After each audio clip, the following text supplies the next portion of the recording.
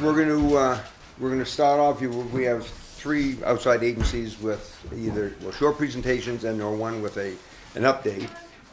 So we'd like to start with you folks. Steve? Yes, I'd like to make one comment before we get going. yes. My wife and I got our social security statements the other day. I got an Do you wanna wait, $18. is the camera on now? Do you wanna wait till, are we live? Well, not live, but it's recording. Yeah. Okay, good. I got an $18 a month pay raise for 2018. First one you've gotten in 3 years. First one we've gotten in 3 years through Social Security. Yeah. They said it was gonna be 3%, it only turned out to be 2%. Okay? My wife got a $12 a month pay raise, so between us, we got $30. Wow. Her Medicare stayed the same, but mine went up $34. So, for 2018, I get $4 less a month between my wife and I than we did for 2017. So, people, you talk about 3% pay raises and all these pay raises everybody gets, Social Security, once again, is in the hole. So, those are the people that we gotta consider in this town. You should prepare for that when you're retired, Ralph, damn it. All right, no, let's get Okay, started. I'm Starting to hit me, I'm starting to feel it too, I'm starting to feel it. Let's get started. Yeah. Let's get started We gotta with be out of the here by 5:30. agencies. Can we sign in? Do you want to sign in sheet? Yeah. Is George, we're Ten gonna minutes. start with the agencies now. Why don't we go ahead with the chamber? They're just gonna refresh our memories for what the request. You wanna come right up here, please? Would you sign in, please? Fine, almost. Let me just take one sheet. 'cause We'll she- share the sheet. Yeah, no, that's, Oh, you want the whole thing? just take one sheet. Okay, if I get everybody's attention, please. Hi, everybody. My name is Jessica Bunker. I'm the Executive Director at the Littleton Area Chamber of Commerce. And we presented actually at the last meeting, so we're here today just to kind of give a recap of what we did at the last meeting, and if there's any questions, of course, we want to be available. So this year we have 2 petition warrant articles that we're bringing in front of the town. One is for community events, specifically the gathering of the jack-o'-lanterns and the Littleton Holiday Parade. Both of these bring literally thousands of folks to the area to visit and participate in these events. We had over 2,000 people visiting for the gathering of the jack-o'-lanterns and definitely over 1,000 for the holiday parade. So we're asking for just over $2,000 No, not the 10. in that warrant article to help support those community events. And then our second warrant article is for the downtown beautification projects that we have, specifically for the downtown flowers, the Pollyanna Gateway, the downtown piano project, and fall decorations. Those are all part of an economic development effort to brand our area for destination and tourism. The total there comes to just over $11,000. So in total, we're about asking for just around $13,000, which is about $2,000 less than Less than year. last year. Yeah. And that is the same figure I think you shared with us. Yes, that we Last shared year, at the last okay. meeting. We're reaffirming. Yes. Confirm. I don't know if we have any questions. They did present, one of the reasons why I asked them to re-present tonight is just because this is some of the petition warrant articles, and just to refresh it for our viewers and our voters that are listening to Channel 2. So if anyone has any questions about that, do you have any questions? Just, what's your total budget? We are at 165. 165,000. 165,000. So this Okay, is total. less than 10%. Yeah. And that's so that the rest, if the town comes up with 13 and change, the rest, 152 or whatever, will be covered by membership Memberships and sponsorships. and sponsorships? Yes. Okay. And how has the membership grown, or is it growing, or can you tell us a little bit about that? Growing. We're at just under 300 members now. That's great. And that represents the largest portion of those members are in Littleton, Great. But it's interesting that you do have, a regional focus. that's right, and Yes. regional members. And these 2 warrant articles for the community events and the downtown beautification, that's Littleton Centric. events and Yes. Littleton beautification. Exactly. I just want to make sure that that's clear. Yes. Great. All right. I thought these two might come. Oh, they did come. We'll switch in a few We minutes. switched the seats on you. Yeah. Just to keep it live. You know, you don't get to leave in, they just stay there. Well, we're gonna have the other people. Okay, so thank you. Thank you. That's it. Thank you very much Did you for have a coming and question? for your Rob? efforts. Well, I had a comment, yeah. I still don't understand why taxpayers are paying for flowers downtown and flags and when it's the businesses. This is a business, downtown businesses. They should be paying for the beautification of downtown streets, not all the taxpayers in town. I just don't think that there should be a warrant article in there for the people of this town to be paying for all of that stuff down there. It Most should be the of us are businesses very, paying most for of it. us are very proud of our town, the way it looks. I'm very Ralph. proud of the town, but I'm also proud of the fact that we can cut this budget down to where it's reasonable for everybody. That's what I'm concerned with. But We also, just keep Ralph, when adding you, and adding to the budget. when you talk about support though, there are a lot of businesses who support the chamber, as we've heard, Town, and there are a lot And of. that's what the Chamber of Commerce is, it's for the businesses. Right, right, but there's businesses in Littleton that aren't on Main Street that support the Main Street beautification. You know, it's all a question of indirect benefit, including the taxpayers. For me, I look at it as a resident of the community, I wanna create a place that attracts business. And you want businesses to come to the area to help your tax base. And so, as a taxpayer, I feel like it's important to invest the money to make the community attractive for new business, for people to come. So that's where I look at it from, is that But if we Without doing that, were businesses- building up the tax base, wouldn't your taxes go down annually? If the tax base is building up, we're not seeing the tax base build up. but if you We're don't. Because gonna, taxes are Ralph, we're going gonna be talking up. about And that you know later. why? That's Huh? why, that's gonna be one of the main Yeah, that's focuses gonna be one of of the the later focuses discussion. tonight. Okay, I just wanna get my opinion out that this is another area I think is nice to do, but there's no real need for it for the taxpayers of this town when we got roads and everything else that have to be repaired. I actually see it a little slightly different. Of course, that's no surprise, right? As do I, but I'm gonna be No, quiet but I now. mean, I really see that the chamber is just doing the business of hanging the plants and the banners and bringing the events together. And I see it as an extension of the community and not so much just of the businesses in town. Because it's hanging on a telephone pole, it's not in the business. It's not right in the business location. So I really see them as doing some of the work that someone else could be doing. I don't, because it starts down there by the, Opera House. the Opera House, and it comes right up to here. You got a long way up Main Street that doesn't get covered, you got a long way up Union Street that doesn't get covered. I think that what you're talking about here is money strictly to make the businesses look good and has no real, effect on the taxpayers. But the businesses on either end, Ralph, have contributed to that. Yeah. Only through the chamber, You're right. yeah. Well, and Exactly. what, And that's. they're the ones that should be contributing to it because they're Well, the they are ones as that well. benefit They're from it. They contributing. should be contributing all of it. The taxpayer shouldn't No. have to pay for flowers. Ralph, That's my opinion, okay? That's Okay. just my we opinion. have a long night Long here. night. Okay. Pay, and I agree with the Ralph, 100%. Yeah, we're good. All right. I'm glad you Okay, agree. next. Now, Now, Okay. we have, who wants to, you have a young child, sorry. Frank? We're gonna let Caleb go next. Thank you. She can come up. She can come Bring her up. up here so she feels better. well, Yeah. she's got a couple good babysitters over there, though. They're very qualified. Come sit by the Christmas tree. She's cute. Hi everyone, I'm Sheena from Caleb Caregivers in Whitefield. For those who are not familiar with us, we help seniors who are 60 and over with transportation, getting to doctor's appointments, grocery shopping, anything they want to do. If we have a volunteer available, we'll transport them there within reason.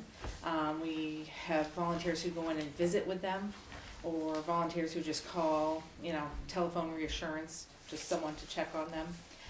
We have volunteers who deliver commodity food for the commodity food program, for those who can't get out and pick it up from the commodity food. We also do Christmas presents for the clients during December. And we have approximately 150 clients currently, and we have about 55 volunteers, and we serve 8 towns, including Littleton. And this year, so far, we've done 20,000 miles, 2,500 hours, and 1,400 trips, or our volunteers have. And all the services are for the seniors. There's no charge for the seniors. It's all, all the work is done by volunteers, so. And so this agency covers 8 pounds. We cover 8 towns, which is Groveton, Lancaster, Jefferson, Dalton, Whitefield, Carroll, Littleton, Bethlehem, and hopefully that's all of them. I think you did it. Nola's been, Yeah. this, No, we are looking to expand to other towns, but as, we have people on our waiting list. Right now, we have 33 people on our waiting list waiting to receive services. So, and those are in our existing towns, so until we, at least get those, we don't wanna expand into other towns until we can cover everyone that's requesting services. And we just got 15 applications in like the last 6 months for services. And your request is for $2,000, is that right? Yeah. And what is the total with all the towns? How much? All the towns, well, we've never received funding from Bethlehem. We're hoping this year will be our first year. Okay. I've only been with Caleb since January, so trying to change things up. Oh, he's okay. He's fine. And so without Bethlehem, we received 17,500. Oh, okay. So Whitefield and Lancaster do 4,000. Dalton does 1,500, and the rest of the towns do 2. And we're requesting 2 from Bethlehem this year, hopefully. Now, how does this coordinate with something like Tri-County CAP or Grafton County Senior Center? Or does it? I mean, if we can't do something, we will refer them to the other organizations. But I mean, basically, Caleb, we have our clients and we take care of our clients. And then whatever we can't do, we try to refer to other services. Drivers are paid mileage, is that correct? If they accept it. A lot of our volunteers do not accept mileage, but That's great. yeah. We pay out, like this year, I think we paid out almost 6,000 in mileage. But, I mean, there was a lot more that we could have paid out, but we have a lot of volunteers that accept no mileage, so, That's neat. yeah. Great. But and we, do you get funding, federal government or state government? no, no. So this is totally supported by the towns? And donations from the public, And, okay, that's Yeah. it. And it's We are looking to- 100% volunteer. yes. And we're looking, besides the employees in the office, we have myself, I'm full-time. We have a 10-hour employee who does the coordinating of the rides. And then we have an employee through ABLE, Operation ABLE, I'm not sure if anybody's familiar with them, so. And we're looking to get a second Operation ABLE employee if we can. And we have applied for county funding, but I don't know that we will necessarily get it, because we usually look to have you serve the entire county, but we're hoping, because we need to expand our coordinators' hours to take on more clients. Everything, all the functions that you perform can also be performed by Tri-County Community Action, Northern Human Services, and the Grafton County Senior Center, right? They could be performed by them. Is there anything you perform that those 3 agencies can't do? Well, I mean, the transportation, they don't necessarily do the same transportation we do. That's the big thing. It's more like on-demand transportation. Yeah, this is. Yeah, I mean, they have to give us Appointments 2 and days' things. It's not like notice. the But this bus is routes a and- dentist appointment, not a bus route, in other words. No, I thought. Yeah, it's not a bus route, it's a Senior Citizen Center did that. personalized And ride. so does, I thought the and Senior so the one Citizen in Center does Tri-State County, one of the tri-state. And Tri-State County does that. One of- The big one does, and the little one. They have buses, right? Yeah, but they do it on demand. You call them and they'll pick you up and take you where you need to go. Yeah, but it's not necessarily the same. Like a lot of people will say if it's the buses, they'll say they don't wanna necessarily take the buses because it's not, they only have, a half hour to go into the store, or they have to be at the hospital for 4 hours due to the bus route. And this is someone going with, sometimes our volunteers will even go in with the clients. Like right now, we have a client who's gonna be receiving radiation, in St. Johnsbury. He has to go to St. Johnsbury every day for 9 weeks. And we had to have somebody go in with him for 3 appointments, because he just really doesn't understand the whole process, and they wrote everything down for him.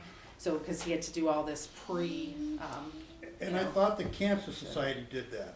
um, Yeah, they do. If They'll pick you up and take you to your appointments. I'm not sure. Okay. They I may know, have, I don't know yeah. how We got- organized it is. Is ours here. active here like that? Yeah. I've never. Yeah, heard we're of out of McIntyre School Apartments in Whitefield, and I work closely with the service coordinator there, so she's very familiar with other services in there, and if people qualify for those other services, she tries to send them there because of our limited resources, because we offer it for free, because it's based on volunteers. But, I mean, a lot of people still need and want our services. And And you've been in existence for? we've been in existence since 1995. Yeah. We were started by Roxy Severance, and we were a part of the Caleb group, and then we broke off to our own 501c3 in 2004. So we're not under any other Great. entity. Thank you, and it's a great service, and a lot of seniors and people that are ill depend on that. So Yes. Thank you. Yeah, they sure do. Can I just ask, is there any income, requirement? Does it have to be a need situation? Nope.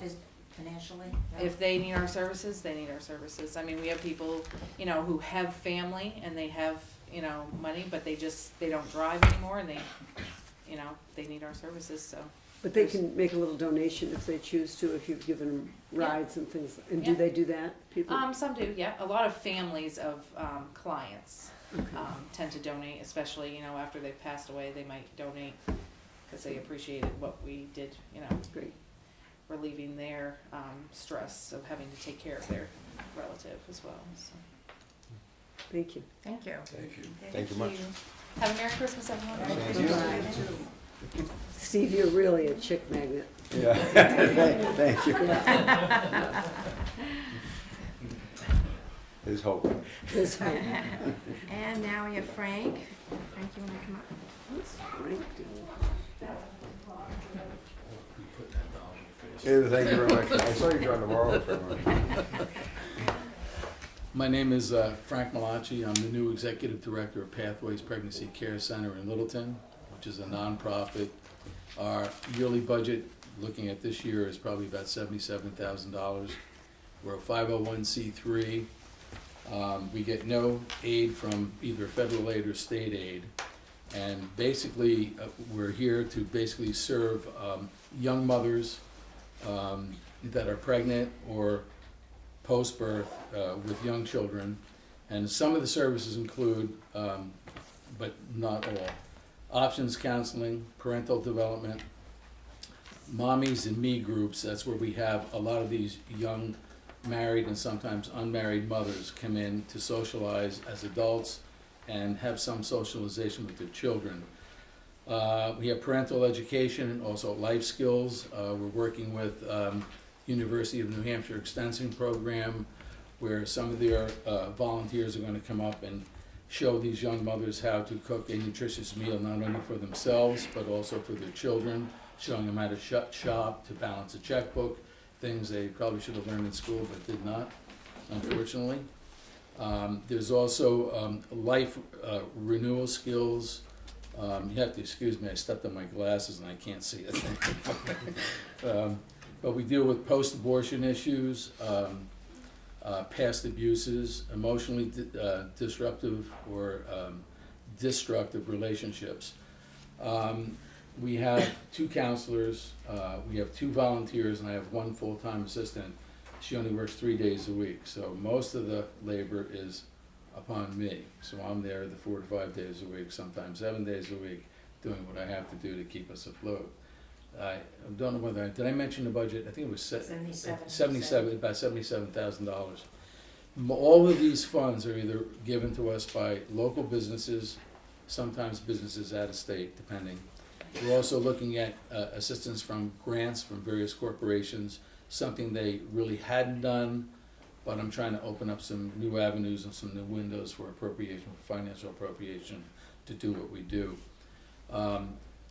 We're going to go down another road, I hope. I've called a board retreat, and hopefully during this retreat we offer medical services. When it comes to the medical services, there are many organizations, especially in Littleton, where, for example, for ultrasound, we have an ultrasound machine which was donated by the Knights of Columbus, but we've only done 5 since last January. So looking at it as a director, it's not cost effective when I can refer them to sister agencies not too far away to get those procedures done for free. Pregnancy testing, I mean, you can go to a dime store and get a test today. So I want to phase out of the medical part, especially because of the insurances that we have to pay for and cover, and move more towards the instructional things and childcare and maybe helping a lot of these young kids before they get to preschool, teaching them how to read at a certain level. Most of what we learn probably between the ages of 5 and 7, probably 2/3 of that is what we learn for in our adult lives. So it's it's a very important thing. Another eye opener for me was I didn't realize until I took this position. I moved here in 1979. I taught school and so forth and so on. Retired as a superintendent of school. So the last several years I've been away from Littleton, not knowing really the politics, the economy, and so forth. But what I'm seeing now is it's truly heartbreaking, the poverty that I see, and a lot of the young mothers that can't find work because of lack of skills and training, and the lack of understanding of child nutrition, the psychological and the nutritional and so forth.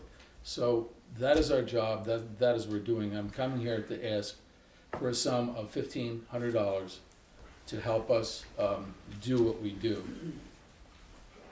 And will there be petition warrant articles and other, for other towns? Like I say, I started in August, and I'm on a one-man show, and I've gone to a lot of the local businesses for support. I've gotten a lot of support from the local businesses, and I'm feeling my way. I'm on a learning curve. This is a whole new thing for me, and I hope hopefully in a year I'll be able to sit down and. Frank, is there an office here in town? Or Yes, where- no one knows where it is. When you ask somebody, so Frank, so where do you work? It's, where Elevate Church is on Reddington Street? Okay. Our office, we rent from Pastor Jim Annan, the front part of that, and there's 3 rooms. Okay. And then there's a main office. And we have counseling rooms, and with the omission of the ultrasound in the medical facility, we'll be able to expand that for instructional programs and Can you counseling. call Pathway? Pathways Pregnancy Care Center. Frank, Yes. does that have any affiliation with that church? Indirectly, it has directly it has an affiliation with most of the churches in the north, in Grafton and Carroll counties, yes. But it's not like as a No, it's- 501c3, it's not a religious. Well, I don't know how to answer. It's, our board is, it's a pro-life organization. So that says a lot right there. And our board is multi-denominational, Catholic, Protestant, Methodist, whatever. And, but basically serving, mothers that want to keep their children. Okay. And if someone wants an abortion, it's not really the place. We'll have the discussion in council, give you the pros and the cons, but ultimately the decision is up to that mother what she's going to do or not do. So we're not preaching to the choir. And then, do you have any information on how many of those who've received services, how many are Littleton residents? Over the past 2 months, I think we've seen 60 clients. I would say 2/3 are from Littleton. Okay. Yeah. And Frank, how long has it existed, this Pathway? Pathways, their first office was in Lancaster, and I think they had we also have a satellite in Berlin. I'm sorry, I forgot to mention that. And but they did have one in Colebrook, and then that moved to Lancaster. And presently, the one in Reddington Street, I think, has been there since '96 or '97. Interesting. A couple of questions. Yes, sir. Just about everything you mentioned right now is already being accomplished in town. TANF, which is right over in the Employment Security Office, does just about everything you're talking about. Which? TANF, T-A-N-F. Temporary aid for needy families. Temporary aid for needy families. You've also got the Human Services building up here, the state one. You've got the Center for New Beginning, which does counseling. You've got the North Country Human Services does counseling. So basically, everything that you're talking about is already accomplished in town. So now you're asking the town to support some additional money, and you're also just mentioning that you want us to support a pro-life agency? That's what you're asking us to do? Oh, it is pro-life, so I guess that's what I'm asking you to do, yes. I don't know if we can legally do that. Pro-life or pro-choice, I don't know if we can legally support one or the other. Well, like I say, it's pro-life. It's basically we're dealing with mothers that are coming in that want to keep their But you're children. against abortion. I'm not going to get into my personal opinions on things, but But no, the agency. The agency's against abortion. they're pro-life. So I guess in what you're saying, but yes, just about- okay, but we're not for- preaching. But we're not preaching to the choir. If someone wants an abortion, that is their choice. Okay, right now, if we pass the budget and all of these items are on here without yours, we're already up to $26.24 per thousand. So now you're asking for another $1,500, which isn't even on our list, so, again, I've gotta say, we're covering these services in town. I'm totally against coming up with another service to give money to. These are So, petition warrant articles, and then later on, I think the process would be, we believe that the agencies or anybody that is requesting monies, through a petition warrant article, that we hear them, and then we will vote on it later on all the petition warrant articles We later. actually Line go by line, through right? it line Yeah, by line, and we yeah. sort of Yes, deliberate. and right, it's Right. deliberate, yes. Like after they all come Yeah. and present, then we have a meeting where we go through each one. And And decide sort on of each go one. back and forth with Okay. our. Yeah, it's, part of that reason, the reason behind that too, is that if we did not hear them, the committee does not vote on them, and if we do not vote on them, then it's an automatic no. It's an So automatic. we have decided in the last couple of years that we would hear all the different petition warrant articles and the agencies, and if it's a no, it's a no. But if it's a yes, we have an opportunity to support it, so that's where we're at on this, we're just hearing them have and you then we'll already put go in for a through. warrant article? At That's a this point? petition I- warrant article. You have put in a petition warrant Yes, I have article? this. Okay. Yeah. All right. Is it on the thing? That brings us up to 37. You haven't turned it in to the town. No, I haven't. No, tomorrow. Oh, so it's not on our No. list? Not on our list Okay, yet. thank you. All right, Thanks, Okay. Frank. Thank Thank you you for very your much. time. Have a Merry Christmas. Yep. Thank you, Okay. Frank. thank you. You're welcome. Okay, now, LIDC. Ed? Can I just Sure. give you a little prelude here, before you come up and present? Every year when we start to meet, with the town and the school, I think the very first meeting, I always look at Andrew and Karen and say, how is our financial health? Do you remember that question? And part of that question is, how is the tax base? Because the tax base basically gives us our revenues. And for the town side, it's not only the expenses that, we go through the budget, but we also have the tax base, and that gives us our tax rate. On the school side, we have the expenses, we have the tax base, which is the revenue, and we also have the state educational monies and the aid. We're going to hear from Brad Bailey later on, and he's going to address not only the state educational aid and what's coming down the road for that, but he's also going to address what may happen to the utilities through House Bill 324, I believe that's what it is. And 324, the utilities, the commercial, industrial park, all of this creates our tax base, and so it's really good tonight to have us go over what our revenues and understand what some of the hurdles that we may have in the coming year. So we welcome you. Mr. Chairman, Rudy? can I? Yes. Before the gentleman from LICP, they start talking, I would like to ask you if you have, send a post for the 120 people that signed the petition to hear what the LIDC, got to say in regard to What was the question? Rudy?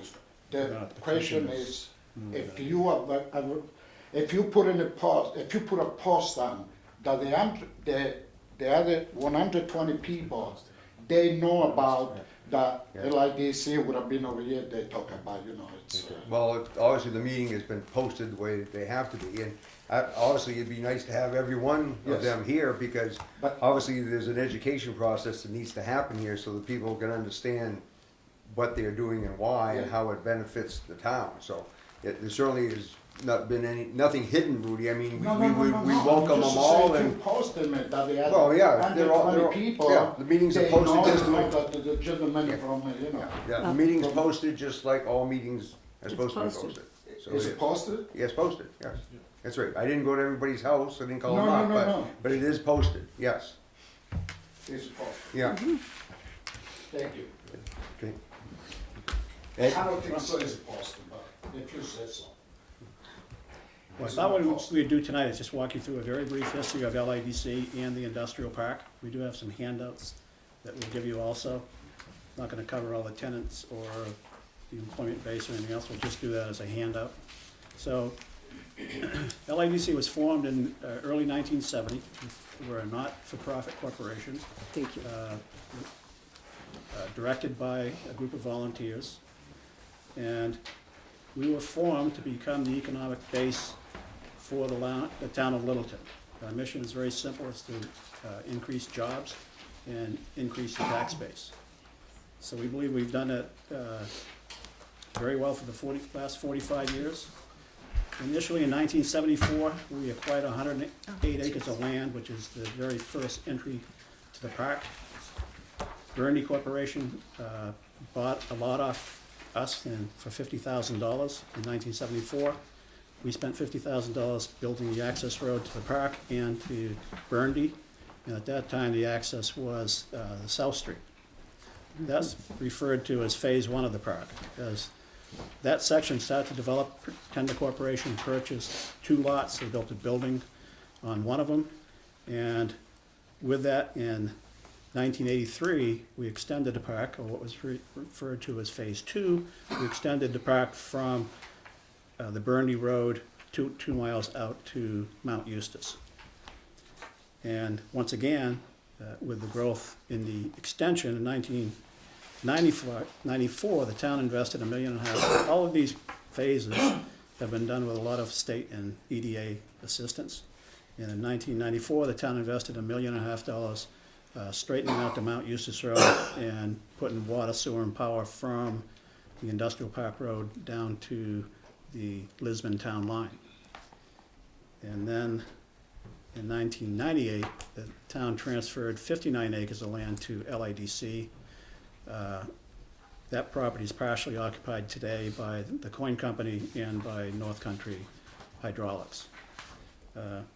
With all of these expansions, we think we've been very mindful of the neighborhood concerns. In Phase 1, we not guaranteed, but we told South Street residents that we would find a different access to the park because the truck routes were all going through South Street, a very dense residential area.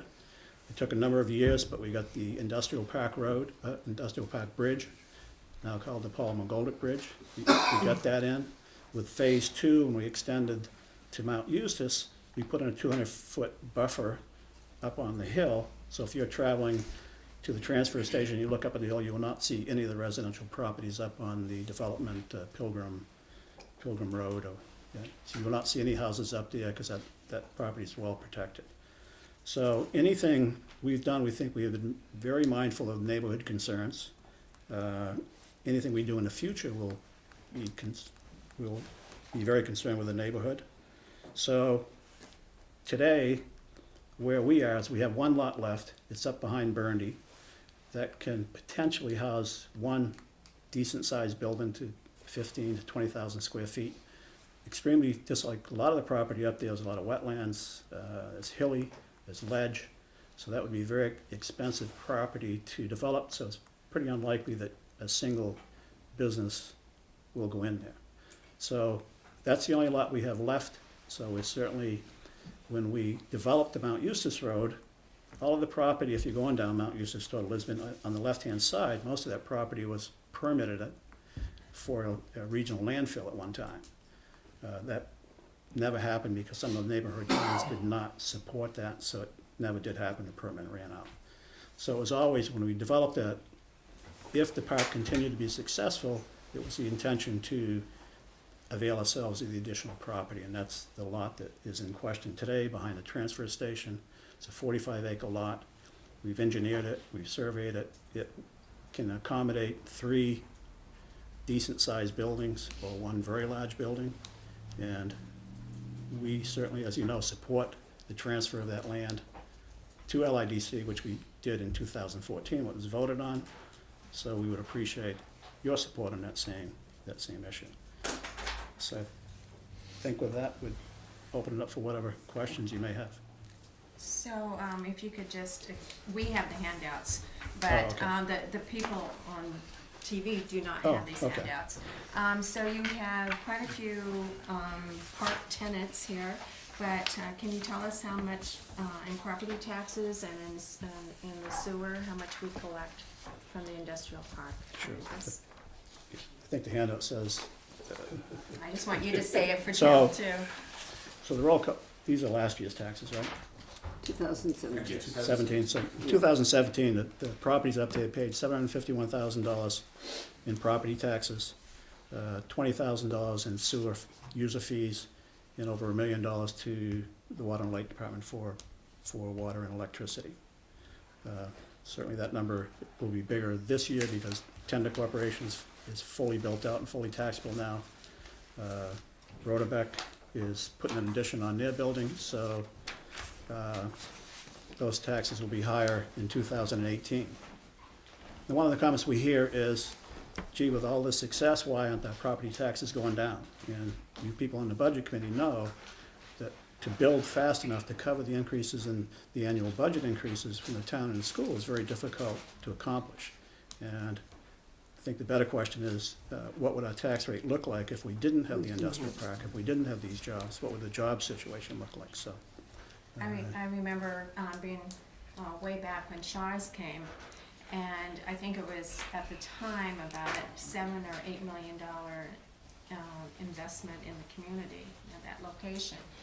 And I think for an annual tax, they have approximately $250,000. And so I was thinking, oh, geez, that's a lot. But you eat it up through the expenses on the town and the school budgets. So this goes back to every year when I ask Andrew and Karen, what's the tax base like? Because to get that tax rate, the tax base is our revenue side of the ledger. It's our revenues. And we have the expenses, and I understand totally that how important it is to help keep our expenses down. But nothing is static. It's going to grow. Our expenses are going to grow. So we need to always look at our tax base and see what we're doing and how healthy that is. And in order for it to be healthy and continue to be healthy, you're asking us to support basically this transfer of this piece of property, and then later on you'll have, probably years down the road, you'll have some other requests too for expansion and whatnot. But we basically have to look at the tax base. We can't just say it's all on the expense side. We have to always look at the tax base to come up with our tax rate. I agree with that, but the comment you also made was that the budget's always gonna go up. That shouldn't be the case. The budget doesn't have to go up every year.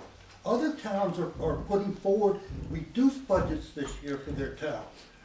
But our budget goes up and up and up every single year. Well, I understand what you're saying, and I totally support looking at the expense side and trying to do our best and holding it down. But there are going to be health insurance increases, and there are going to be salary increases, and there are going to be equipment pieces.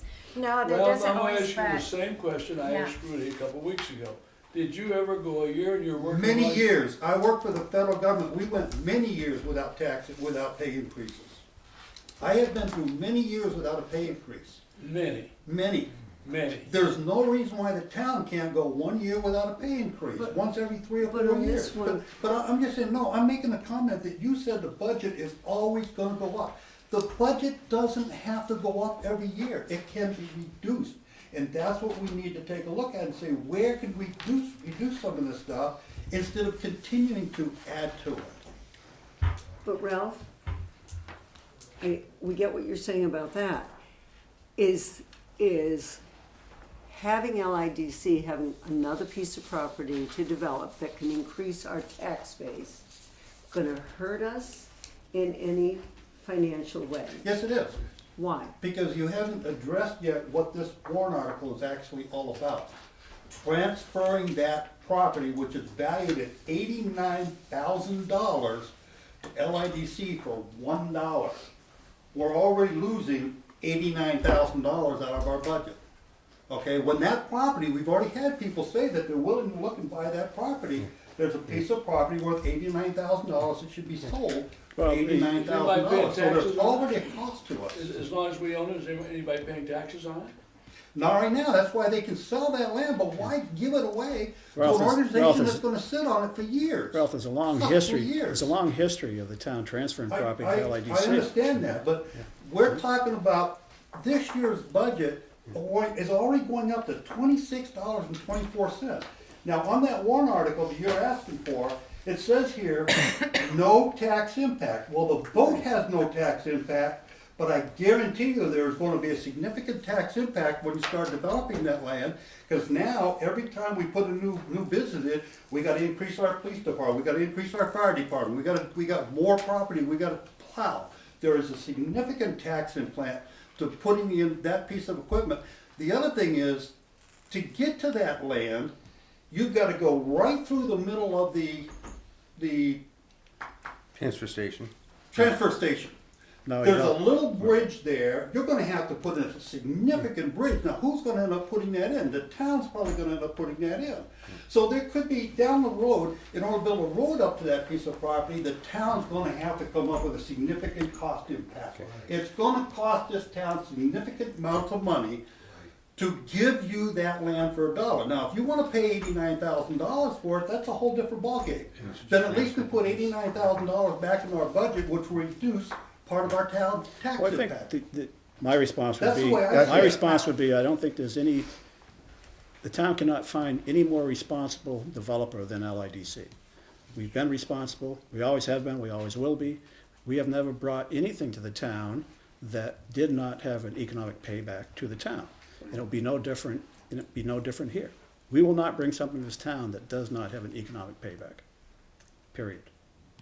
If you look at this handout again, and you have this, Ralph, have the that. valuation change, we look at the tax base and we look at all the components to the tax base. We have land value, so I guess that's land use basically. Then we have the residential building, and we have manufactured housing. We have the commercial and industrial in one component, and the other is utilities.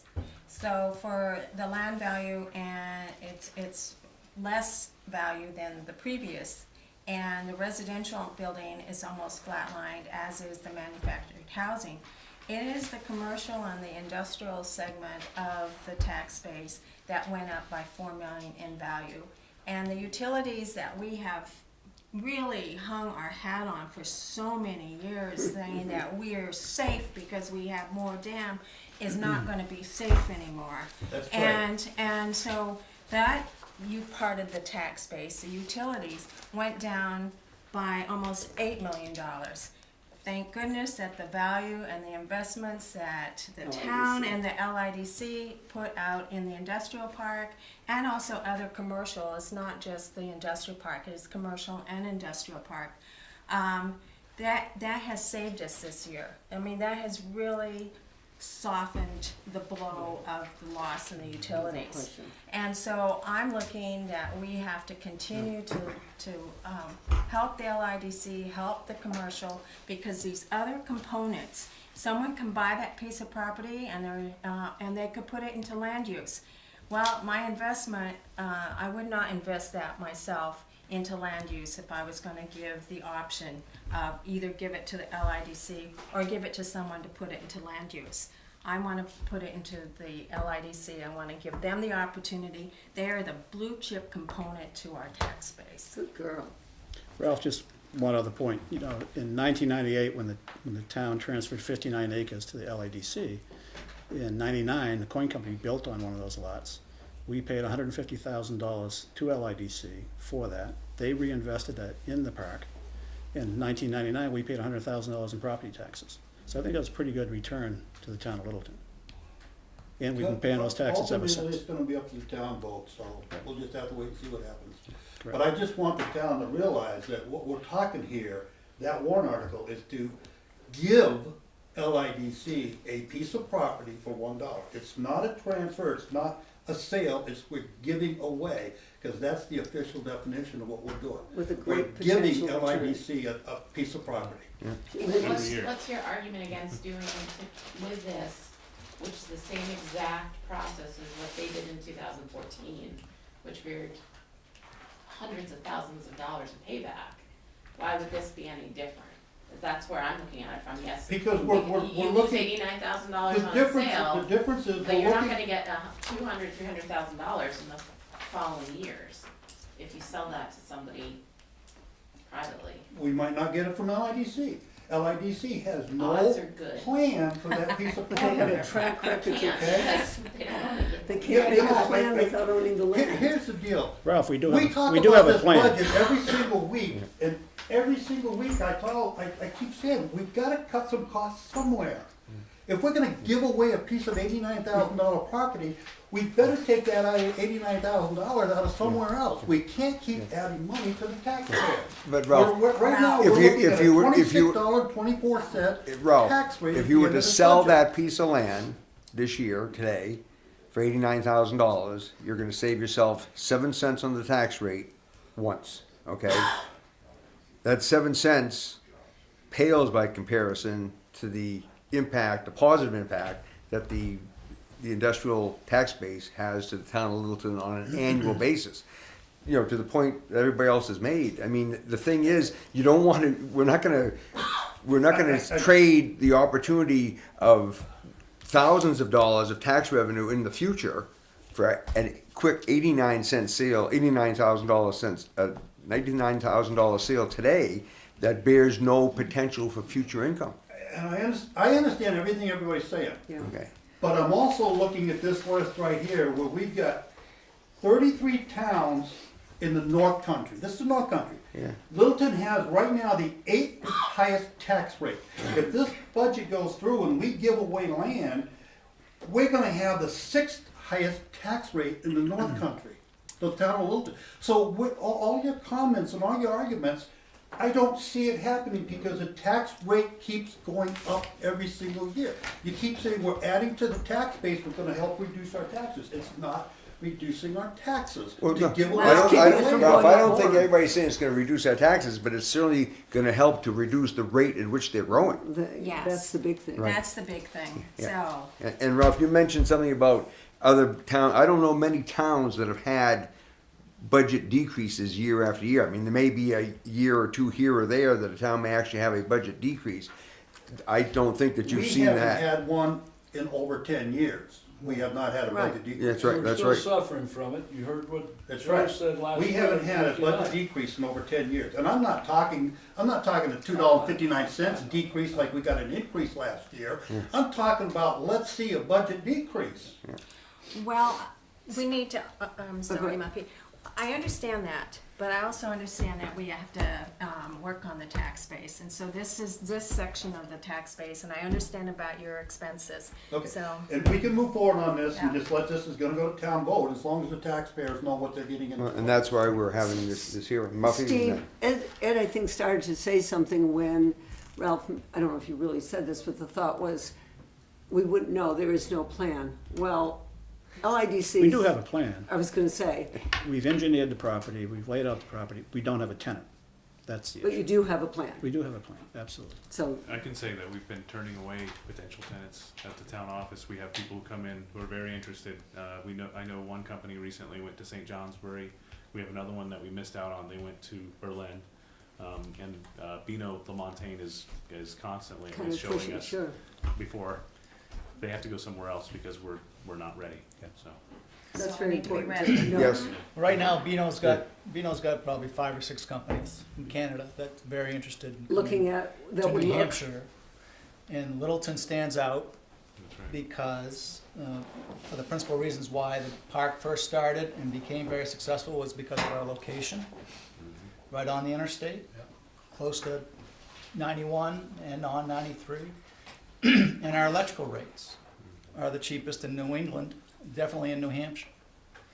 Those companies are coming, or want to come here because of those 2 factors primarily. And they're still holding true. And the first place they look is Littleton. And when Beano Lamontagne has these contacts with these folks in Canada, these are all companies that want to set up shop in the United States. Their contracts are in the United States. They'd have to have a physical presence, hire local labor, all the rest for those contracts. It's very important. We're right in the middle between Montreal and Boston. We're in a great spot. We're easy to get to. And we are losing out to a company that did go to Berlin. They had to set up by October 1. We didn't have a place for them to go into. And a lot of these companies want a turnkey building ready to go. But Littleton's got a good problem to have, which is we're built out. And unfortunately, there isn't a lot of land yet to develop. And the land that we have left in the industrial park that we have that we own and can control, or hopefully with this vote we can develop this property, is that it's the last to develop. That means it's the most expensive to develop. When Genfoot wanted to go into this parcel, and this is why the vote came up in 2014, as I understand it, Genfoot was looking at other land in Littleton that we did not own. We didn't know that at the time. And they could actually go into that other piece of land cheaper for acquisition costs and building a building, 144,000 square foot building. They could do it somewhere else in Littleton cheaper than the industrial park on this piece of land. That's why this land was included in that article. They still wanted to build in the industrial park because that's where they wanted to be, is in the industrial park. The cost of the land compared to the cost to develop the land is very small.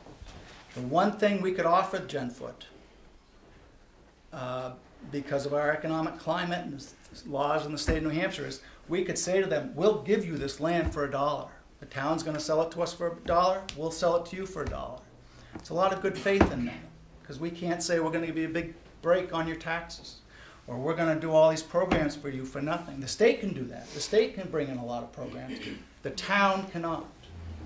And it's also very important in future funding for this property for another business coming in, especially if we go to the Economic Development Administration for funding. Because this $1 for that property, that means there's equity there of $90,000. Well, that's matchable. That's important when we go out and look for funding to help a company coming in. Matchable by who?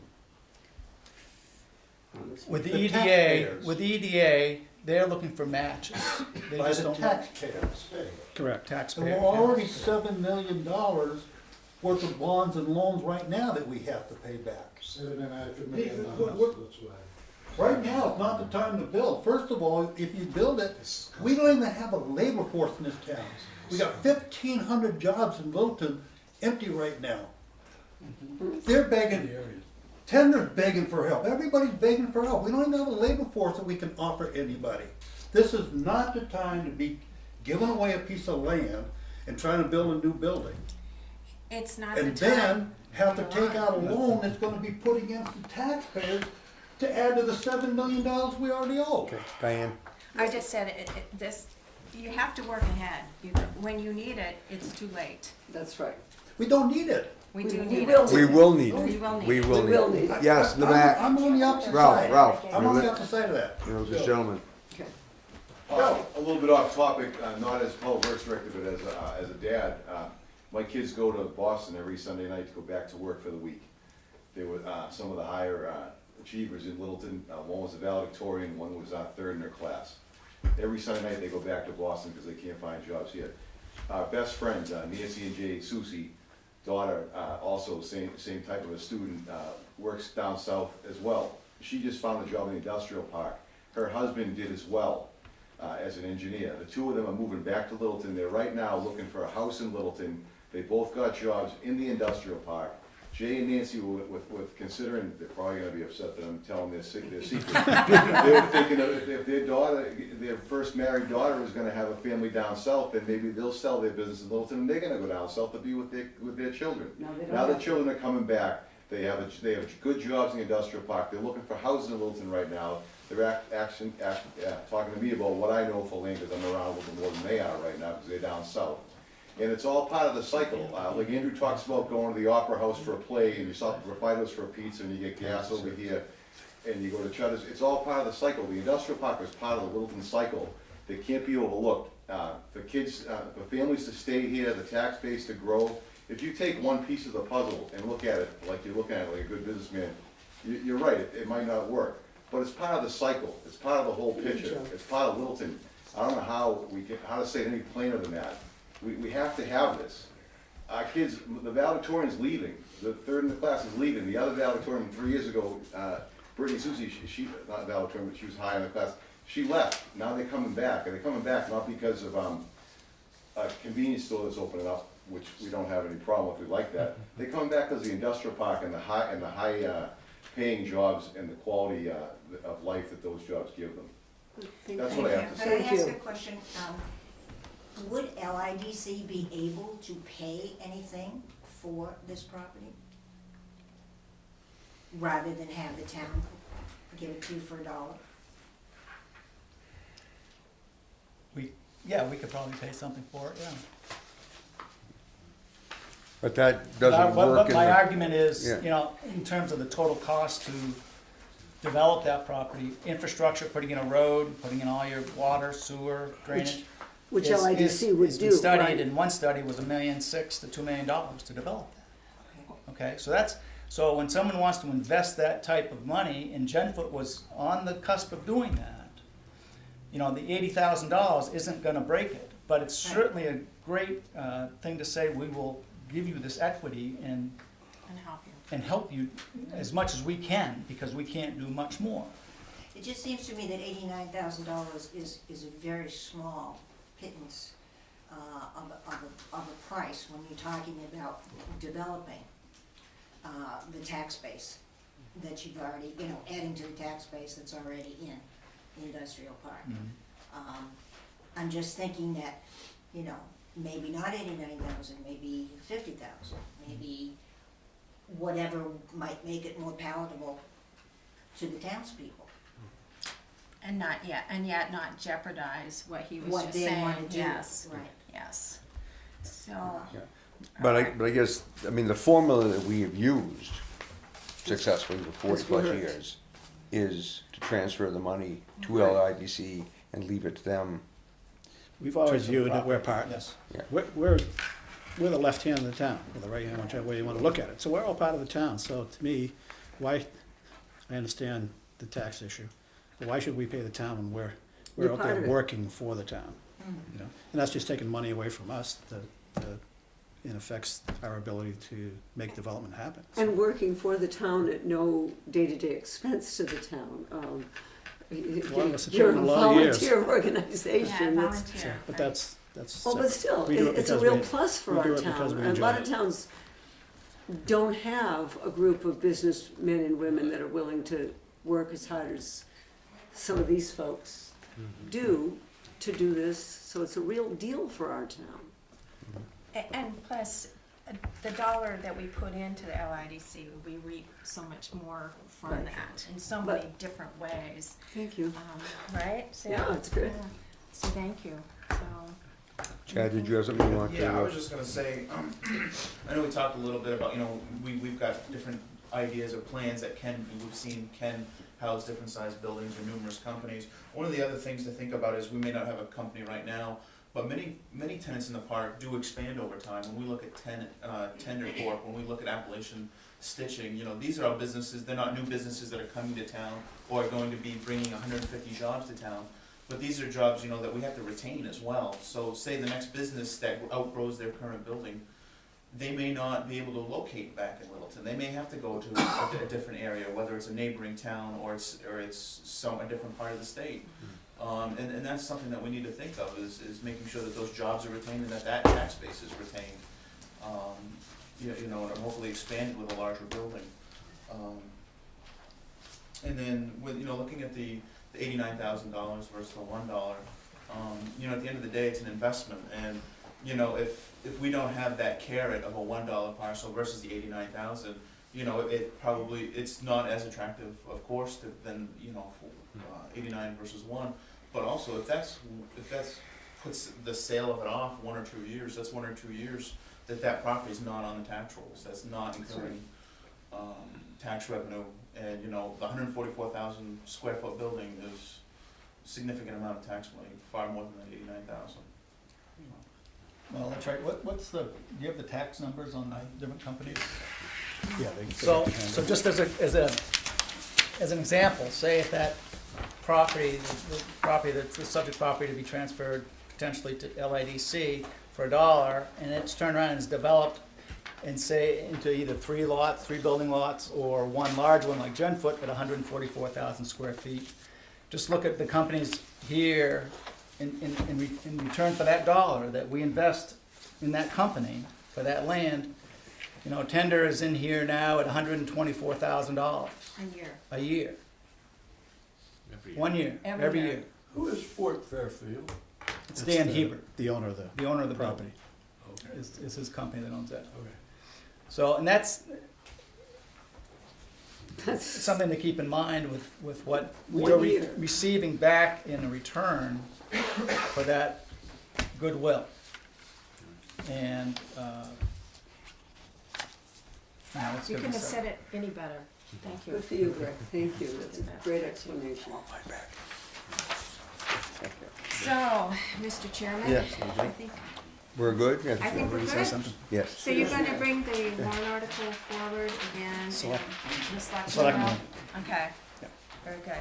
Mr. Chairman, because we do so well, I'm just gonna go to the tax 2014.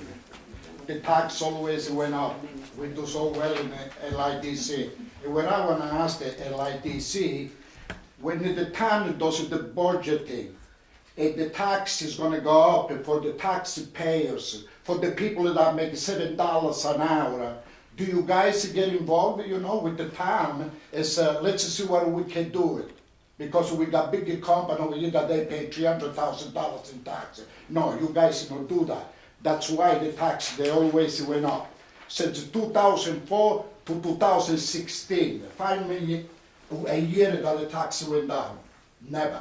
No. Rudy, That's, Diane, with all respect, man, I gotta say when it's on paper, not just words. Rudy, what did LIDC do to increase the taxes? How did we increase the taxes? No, you guys say, you know, that every time, you know, that something goes on, the industrial park helps the town. The town is doing well because, you know, the industrial park. Unless, man, I'm blind, I don't think so it's like that, man. It's not like that. Well, Tax Rudy, went Rudy, up if they year had- after year, year after year. don't even. That's okay, we'll move on. Okay. Hi, guys. Right. Thank you very much, we appreciate Good it. chat. And please continue the good work. Yeah, I know.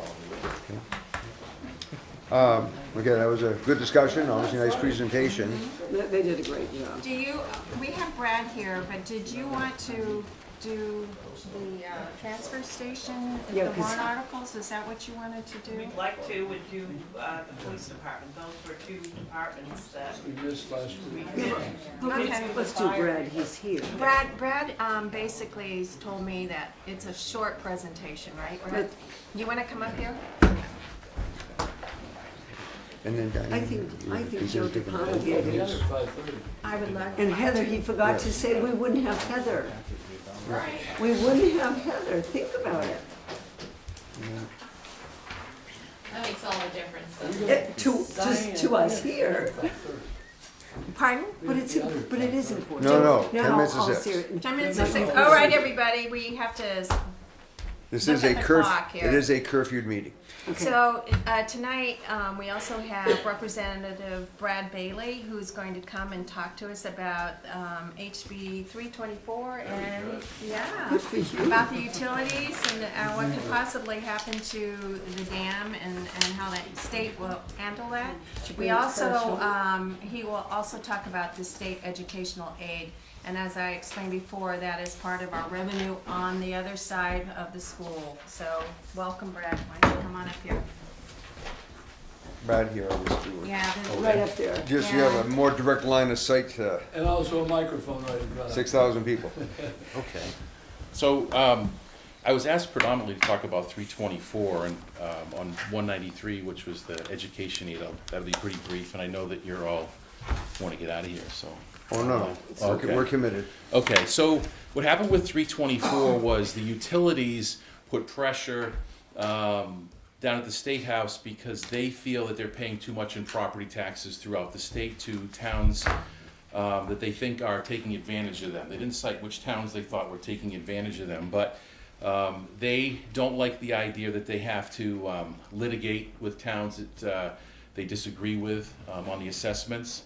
So they introduced this bill 324, and basically the way 324 would work is they would have a formula, and it would the formula would be laid over all of the utilities in the state, not just generating plants of dams, but utility lines, gas pipelines, and interestingly enough, when you put this formula over all of these facilities, the liability to the utility companies goes down dramatically, which means property taxes for a lot of towns in the state would go up, and Littleton would see some of the highest property tax increases in the state.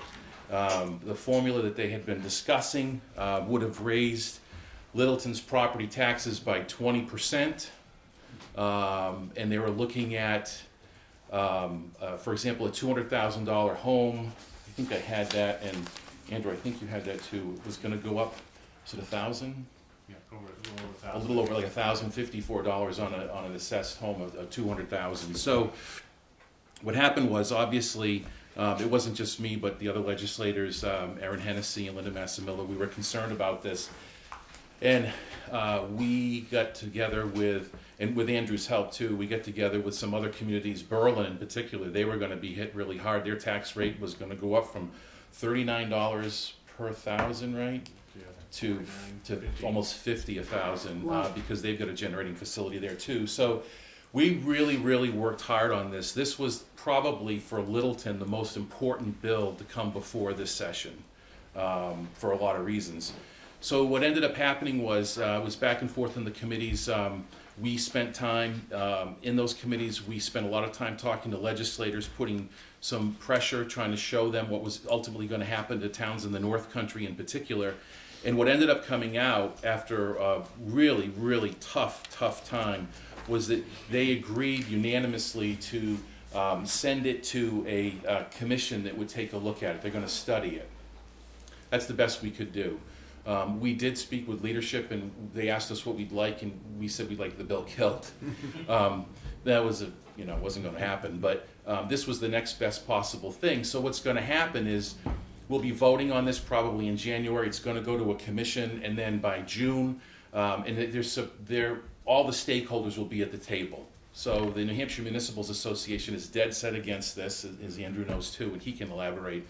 And so the stakeholders will be at the table. They'll be back and forth. They're supposed to come up with a recommendation, and then that recommendation would come back in the form of a new bill next fall, and then voted on probably sometime in 2019. I can't tell you what's going to happen. There's always the chance it could get nixed. But if I were to guess, because there's so much pressure now in the state, and the utilities are saying that all these savings from not paying towns like Littleton as much as they are would go back to the ratepayers and lowering their rates, but they won't say how much. That has to be seen. So we're really concerned about the idea that a nameless, faceless person down at the Department of Revenue is not even going to come up here to do an assessment. They're just going to lay their formula over all the utilities in the state and say, that's it. So it's a big concern of mine, and when it comes back, I'm just here to tell you that Littleton taxpayers may not be happy with what the results of this are. Obviously, we'll all fight it as much as we can, and there is always the possibility something may not happen, but I wouldn't bet the store on that. So that's an update on 324. And is this typical with this threat, if you would, as with others that have happened over time? They don't tend to go away forever. No. They kind of go dormant for a while if they get knocked down, but there's always people, you know, behind the scenes that are manipulating things or whatever, and then all of a sudden something you thought was done and over now has new life and new support and whatever. It's amazing, you know, for all of us that, you know, are obviously watch a lot of national news and are familiar with the conversation about Washington, D.C., there was no shortage of lobbyists in Concord. I went to a hearing. Yeah, I went to a hearing sometime in the last year to testify. This had to do with the wood chip generating plants, which are also probably part of this issue to some degree. And it was mostly it was a snowy day, terrible traveling, but people showed up from all over the state, including in the North Country. You know, several loggers, you know, Chris Crow, Rocky Bunnell, Errol Peters, and others, and a lot of other local business people who, like myself, that are involved in that industry. And the snow had more of an effect on the lobbyists than it did on the loggers. So it was interesting that the gentleman who was conducting the hearing made the comment that it was nice to see an audience that wasn't totally covered with badges, because the lobbyists are required to wear a badge when they enter the area, because they need to be known for what they are. But that's I mean, unfortunately there's a lot of nefarious stuff, if you would, that could go on. You know, people you know, self-serving or whatever else as the case may be. Is there anything that we can do locally to help out? I mean, can the communities take a position on this through a ballot vote? That would be a way to send a signal how you feel about it. So yeah, the town is always able to do something like that. A referendum, how you feel about it. I think the results are pretty. You know, I just think that, you know, the louder the voice sometimes, and the people in the community supporting or not supporting something, I think that. So that brings up the next point, which is being that it would be introduced as a new bill, then it would mean there would be a new round of hearings. So we give opportunities for everybody in the towns that are going to be impacted by this to go back down and say something. So, and believe it or not, some people say, well, it doesn't make any difference. It can make a big difference when you've got 100 people in a room that are really angry about something. Those legislators will listen. Will listen. So. Brad, why would legislators vote for this? Because they believe that the Well, rate decrease sure, is yes, gonna go because in? the utilities have convinced a lot of legislators that they will see, because New Hampshire has high electric rates, not Littleton, but throughout the state, they've been convinced that their constituents will see their electric bills go down considerably, and Even though they won't tell them a percentage. they won't tell them how much. They send out charts showing you know, how they're paying more than what they should to the individual towns, but they won't identify which towns they are in their graphs. So there's a lot of questions. Yeah. And New Hampshire isn't higher than any other state in New England. I think we're pretty much average. Yeah, we are. Actually, we're less than a few others. Yeah. But they're going to come back. This really, I was really surprised at how hard people were pushing. I mean, there's a good chance that something may happen, and of course we'll do everything we can to thwart it, but it just wants you to be aware of it. Brad, is this, at this time when we're doing all this Northern Pass stuff and the SEC and all that, is that all part of the same deal? Are these the same people? Well, I mean, the utility's going to benefit. There's some companies are saying they're either not for it or some are introducing it, but at the end of the day, it'll benefit all the utilities. So I would say, at least at a minimum, privately, they're all for it. Pushing for it, probably. And they've got a lot of power and a lot of funds. Yeah, they do. So we are looking at the clock as well. Yep. So you But you're gonna keep us posted, right? Yeah. Quick question on sort of the demographics. Are there similar towns like Littleton that have high utility Yes. base? I mean, are we in the like 10%? Are we in the 30%? I can't tell you where we are from that standpoint, but I can tell you, I can give you examples of other towns that will see significant increases. Berlin is one, Gorham is another, and then to a lesser extent, but Littleton would be one of the, probably, yeah, definitely in the top 10% of towns, probably 5% of towns that would get whacked really The heavily. remainder of the state doesn't really have a big utility in a lot of their towns. I Well, guess that's what I'm getting at is- right, they don't, but also they have a much larger tax base. So even though it would affect a town like, a city like Lebanon, their tax base is so much bigger than Littleton, so it doesn't impact them as much. So they're less likely to sue over an assessment as opposed to a town like Littleton would, because we rely so heavily on that income. And 30%. The second part to that, has there been any discussion on franchise limits, adjusting the franchise limits? For instance, Littleton Water and Light borders PSNH, and you know, if people aren't satisfied with PSNH's rates, you know, and they live right next door to Littleton Water and Light, Yeah. you know, shouldn't they have an option as far as? Yeah, that was not part of this bill. Yeah, I mean, but as I as a haven't county- heard anything, but then again, I'm not on that committee that heard the bill, so there may be conversations regarding that. So the other part Yeah. of our revenue base, is there anyone else that, revenue part of our base is obviously the state educational aid. Any So highlights on that? the only thing I can tell you is that, I mean, there's a lot of things going on right now down in the State House, but one of the things that's happened I can't remember, I don't know how many years we go back now, but there's a thing called stabilization grants, and the stabilization grants were put in place because, really, in a large extent, because small towns, in a lot of cases in the North Country, were losing students.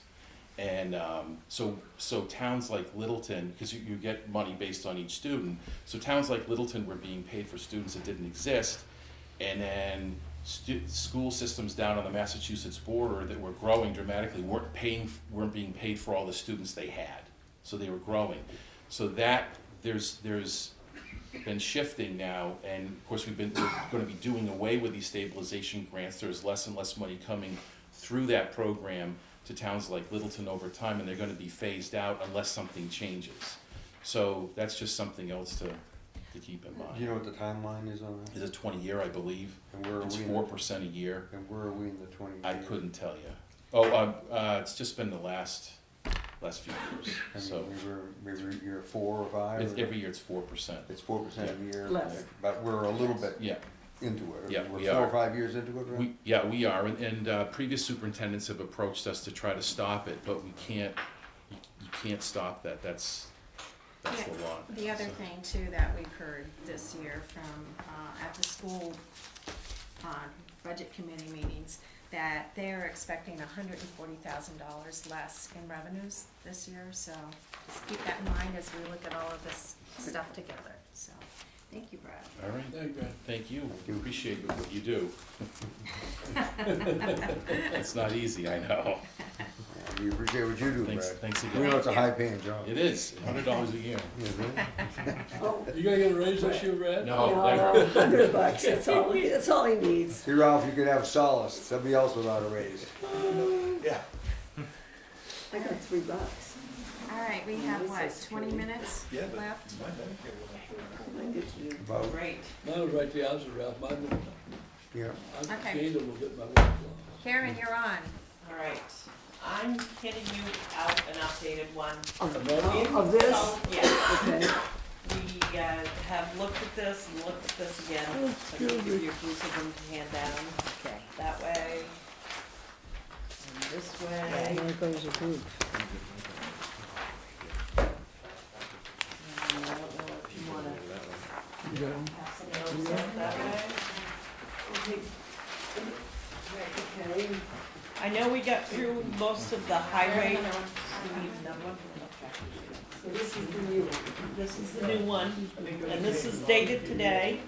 So if you look down on the bottom, on the left-hand side, it says updated 12/21/2017. So you can see what one we're looking at. We did make a couple changes with the highway department, because we were in that when we closed the other day.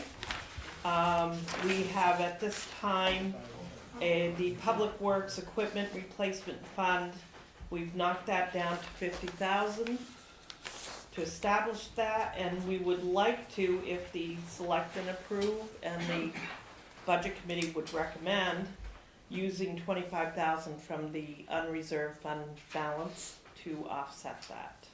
So it's not such a big tax hit. Okay. So that is to establish that fund.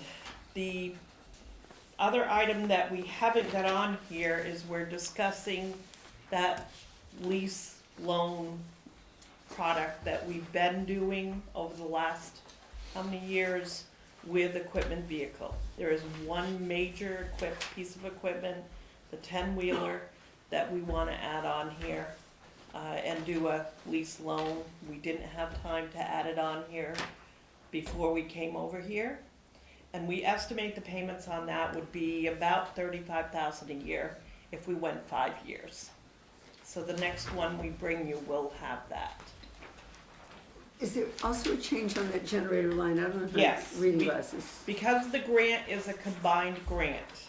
It was a fire department overhead, an exterior door, and generator, and the grant is a combined grant. It's not a separate grant. It's a breakdown. The This is a total cost to do the generator plus the overhead exterior doors is $65,252. We should be receiving from a grant $31,900. So the town cost of that is $33,352. Just a little over half of the total cost. And it is expected that the doors will help in some reduction of heat loss, because the doors that are there are quite old. Is this for the fire department? This is the Public Works Oh, Fire okay. Department, number 9. Question on the doors. They would be combined. Okay, so it's gone from the fire department line then? Yes. The doors are, okay, thank you. Any thought on the solar panels, the doors that are transparent? That's what these are. It's okay, yeah, because it's Yep. south-facing, so. Yeah, yeah, we looked at, there was a little bit cheaper way to go, but we would lose the long-term benefit of having exactly what you're suggesting. Okay. So, the road improvement, we've kept that, we've already discussed that.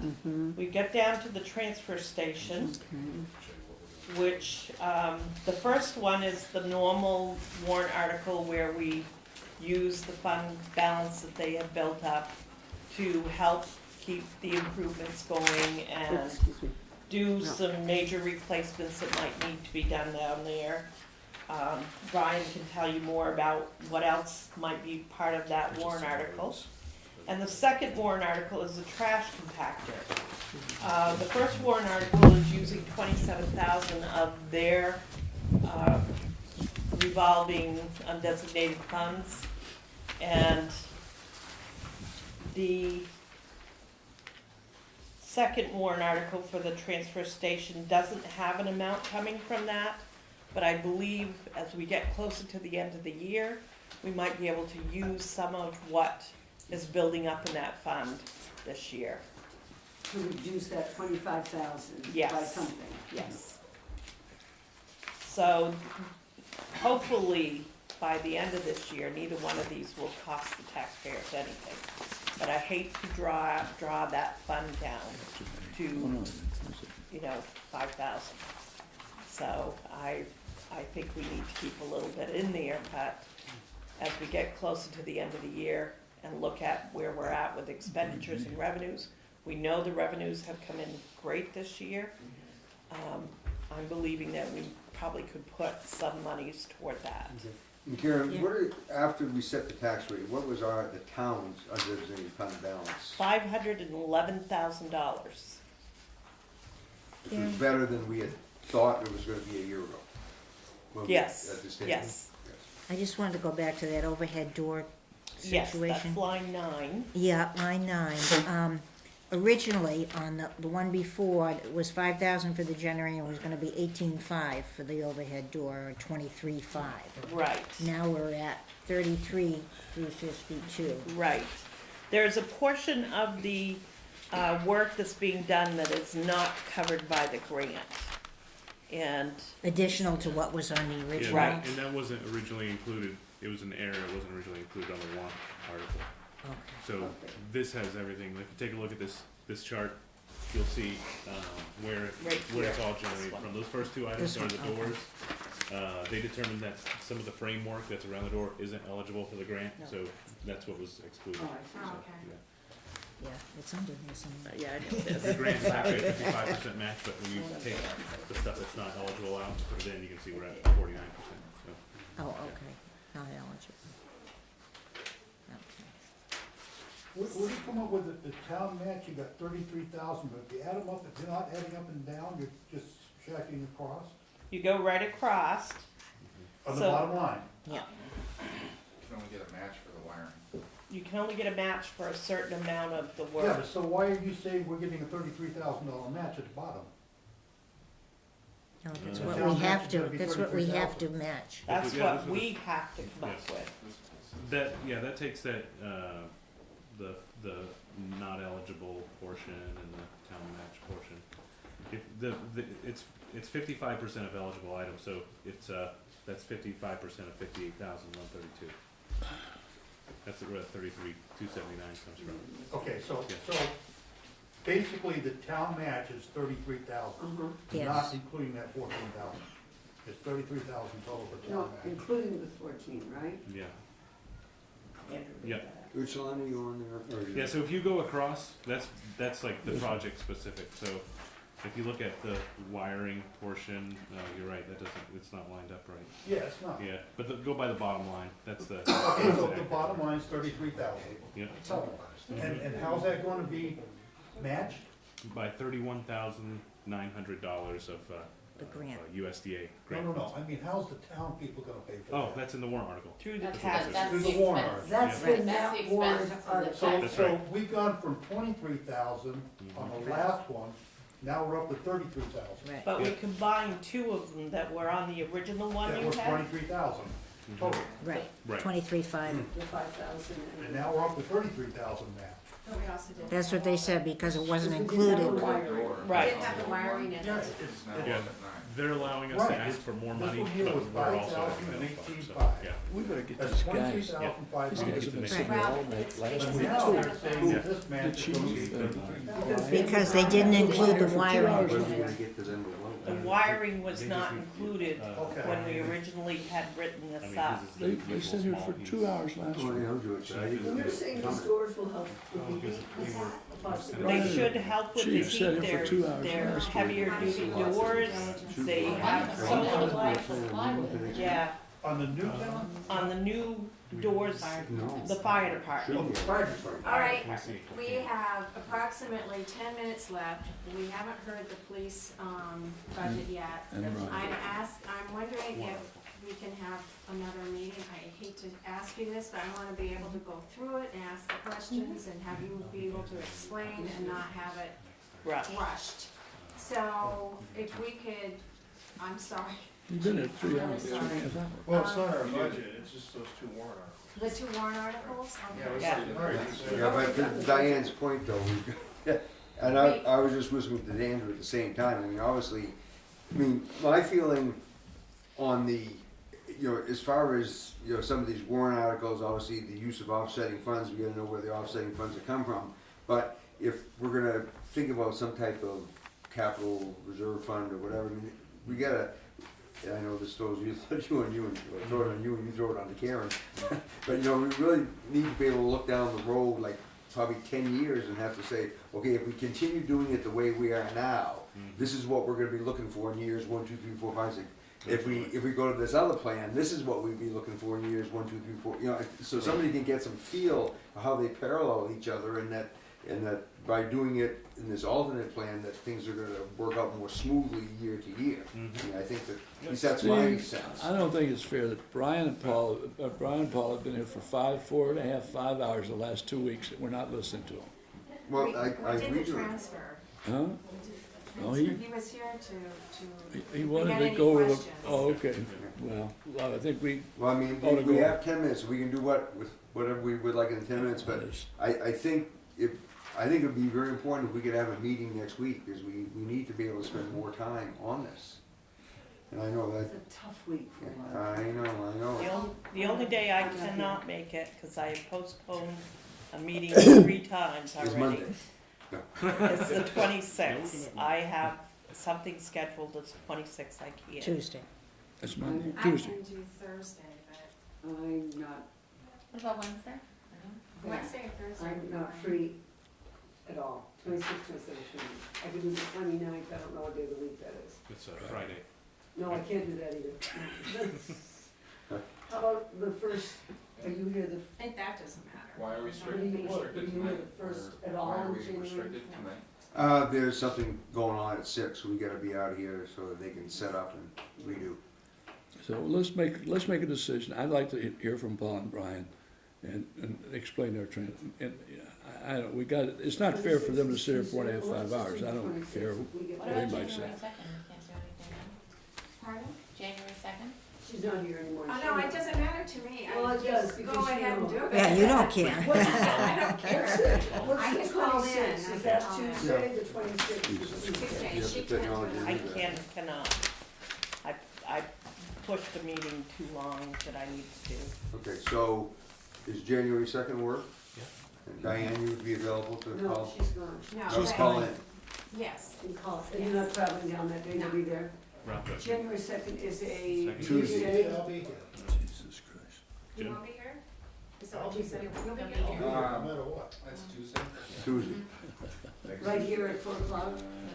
I will too, Ralph. I'll Maybe call I'll in. come back. So we can vote on the warrant articles that If you're not night here. as well? Yeah. I'm Okay. assuming.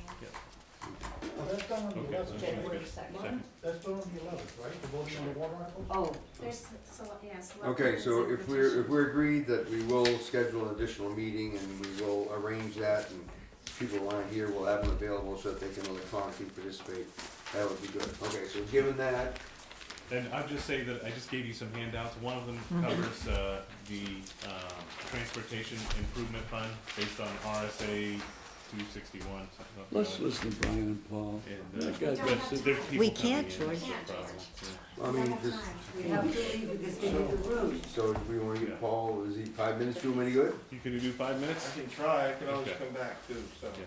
Yeah, it's just not fair, you guys sitting here for, We'll do the small one, or the big one. And I can always come back on the second or fourth. Okay, Paul, why don't we try to at thank least you, Paul.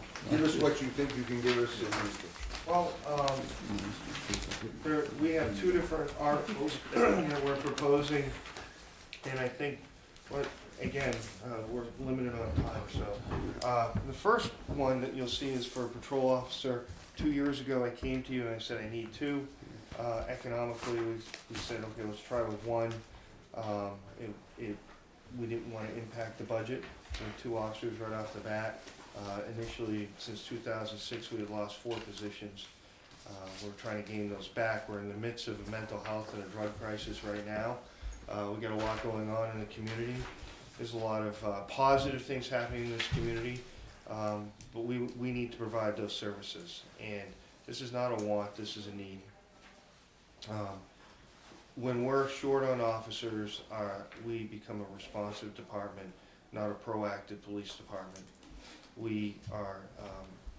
Our time that it takes to complete our investigations is a lot longer. And quite honestly, what we're doing is we're pulling our detective out of his assignment. We're reassigning the detective back down to patrol because we're short on officers due to illnesses, military deployments. And as a result, the major cases that we need to, quite honestly, investigate aren't getting done as quickly as they should, and our numbers are going down. Our drug investigation numbers are going down. And whether we fluctuate on increasing officers or decreasing officers, I can tell you this, that our overtime numbers have not exceeded our budgeted amount in years. What we're trying to do is, and I can't guarantee you that by adding this position that you're gonna see a marked decrease, but you won't see an increase. I would like to come back to you and say, we can decrease those numbers, but I don't think I can do that, and I wanna be honest with you right now. But I don't believe that our overtime has been exceedingly horrible, and it hasn't been brought to my attention either by my superiors or by this board or by this committee. But realistically, this is a need. When we have officers that are on medical leave and that are on military deployments, our effectiveness drops extremely low. We are the third highest referring agency to Grafton County for cases, felonious cases that go to grand jury and prosecution, third highest. We're behind Lebanon, and it's usually either New Hampshire State Police or Lebanon, New Hampshire State Police, and sometimes Plymouth Police Department. We fluctuate. So, you know, like it or not, we're busy here. We need the resources to serve this community properly. I can also show you that as our effectiveness and our response to be able to investigate these crimes go down, our arrest numbers go down. So our incident numbers go up, our arrest numbers go down because we're not able to spend as much time on those cases as we'd like to and effectively make the arrests and make our streets safe. That's it in a nutshell, because I know that we're tight on time. You have the figures. Now those figures, that quote that you've received on the warrant article, that is at step 4. That is not a step 1 position, that is step 4 position, because if we were able to recruit a certified officer, or if you guys remember, from the date that we provide or start hiring an officer, it's usually about 9 months before they're on the road. So if we can recruit a fully certified police officer from New Hampshire and get them on the road, that dramatically decreases that. That puts them in field training probably about 12 weeks, and then they're out on the road and they're working. The other thing I want to let you know is that we have an individual, because one of our problems with the police, and this isn't just Littleton, this is other police departments in the area, in the region, northern New Hampshire, because of the staffing, the rigorous patrol coverage. You know, these officers are trying to develop their own careers and their families. They tend to migrate to other law enforcement jobs that they don't have to work nights. They can have take-home cars. They have weekends off. So we're not immune to this. We've had several officers leaving the department to go to positions like that. We had one that was looking earlier this year. But the good thing is that we have an individual that is essentially shovel-ready, except he hasn't been certified, that is in this police department. I mean, it lives in this community. His family's from this community. We recently held a board and a hiring process just to have people ready, so that if the citizens did say yes, or we had an opening due to somebody leaving the department, we'd have somebody ready to go. We have somebody ready to go, somebody that has left the community, gone and gotten training in the military, got federal law enforcement training, came back here, and has been working locally and asking about an opportunity to work at our police department for years. And you know, we feel that he would remain committed to this community, and we would remain committed to him as well. This, Thank you.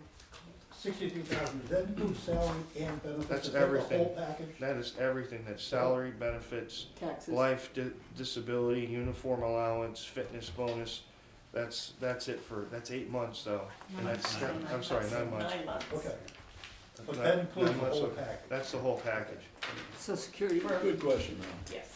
But basically, Ralph, it's $100,000. The You total- will very quickly Yeah, get but that's $100,000. everything. Well, it's actually 94,000, and that's at step 4. That's the highest step. So the individual that we've interviewed wouldn't come in at that step. It would? Or Would not. Would not, okay. Would not. This one that has moved to the area, that is in the area. It's here, but that's providing, you know, he or would pass all the background Sure. checks and everything like that. That would be the ideal scenario. But this allows you to hire at a step 4 if that becomes necessary. to get That's somebody in correct. place. Our contract allows me to do that, allows me to hire up to step 4 before I get into negotiations with the union. Okay. Thank you. Okay, Thank you, Paul. do I have time for the other one real quick? Yes. Okay, so the other one, we've talked about this before. The police department, and I'm gonna pass these around. This is our records room. Our department was built in 2009. One thing we did is we reduced size of the building to get the cost of the building under $2 million. We reduced size of the building, footprint went down. Records retention law. We're required to keep records, a lot of records permanently. I'm sad to say that perhaps some of my predecessors, and not Chief Babin, destroyed records that they shouldn't have destroyed. Okay, I'm following the law. The law says I can't destroy those records, but I can now convert them to an electronic PDF format. The town has a similar issue. The town has probably a bigger issue, and they don't have proprietary control over their records. They're scattered. They're not in the office. They're at other locations. Okay, which people can tamper with them. They're not safe. We do have control over our records. So last year we interviewed 3 companies looking at both hardware and software to be able to scan these documents into our system and store them and free up space. And this is for the future. We're not just talking, but for the future to free up space. But the key to this is that although it's a Littleton Police Department warrant article, this is a town of Littleton warrant article in essence, because we would be able to get this equipment and train other departments so that they can use this equipment, so they can do the same thing in reducing their storage issues. Oh, so this is for the equipment, this isn't for It's a contract? No, this is the whole thing. We would receive the equipment and the software and the training to be able to do this ourselves. And maybe it should be on your budget. Should it be broken out? Yeah, sure. One-time purchase, so No. warrant article. But it would be used by more than your department, is what you're saying. Absolutely, town offices, other departments. And how does this involve some off-site? Well, I'd love to, just look at this, make sure that there's no other, I know you're very familiar with storage capacity issues. I think we did discuss this last year, Heather, and I I think know you we had did. some input on that, and Well, isn't they there? have increased capacity. We They do have now. Increased capacity. I just would wanna look 3 to 5 years out and make sure that that's not gonna impact. I mean, I know we were very smart with adding a lot of extra storage, but also I just would wanna make sure that, But when you do this, there's gotta be at least 2 sites, if you would, for retention, right? To be safe? Oh, you mean redundancy as far as the Yeah. cloud, having a they on-site? have We have redundant. redundancy. That's right, so I mean, Yeah, that's what's not- involved here? It's just that- the capacity of those, their backup redundancy, I wanna make sure that there's enough. You have some of this equipment now? No, No, none at no. all. Except for what Heather's talking about Right. is our storage capacity for electronic data has increased. So we've increased our electronic storage so we can take this equipment, convert those files into electronic. You still have to convert them. We still have to convert them. We did look at how much it would cost to have somebody come in and do it, and that was around 50,000. To have somebody, that's just the police And how department. much is this? 20. 23? But this allows us to own the equipment. And move it, it's portable. But this equipment could be used in your department, and does the fire That's department correct. have to do? Fire department, police department, town offices, even the library, we would train town personnel and teach them how to use this and the software. The way things are changing, is this gonna change within 6 months? They're gonna have a new? No, I mean, I really think that they've been very generous with storage additions, just because the nature of everything now is impacting storage capacities in all town infrastructures electronically. Not the equipment. And I'd like to address that as well, the way things are changing. It just barely happened that the legislature allowed us to convert things to PDF. Prior to that, until like, I think a year and a half ago, we could only convert it to microfiche. Swear to God. Micro what, yes. Okay? All right, Okay. I'm sorry. Will you be able to destroy all these records afterwards? Yes, Or the physical You don't ones. have to maintain. Some of them I hard do, copies. like, we would keep a certain amount of years there so we could physically grab it, because we used like the Okay. last 3 or 4 years. Sure, like 3 years plus the Okay. year you're in or something Okay. like that. But the Unfortunately, rest folks, can get shredded and go. Can we eliminate Go this ahead. part-time person if we get this equipment? that he's asking for? We're on the clock, so we have to, okay, so. Thank you, Steve. Okay, Do thank we you. have a meeting? Okay, next, January 2nd, 4 PM here, we're gonna have to clear that with the folks here, make sure we're good. And right now, Diane, you'll be able to hook up electronically, and Jimmy, you'll coordinate with I Andrew. think I'll be in. January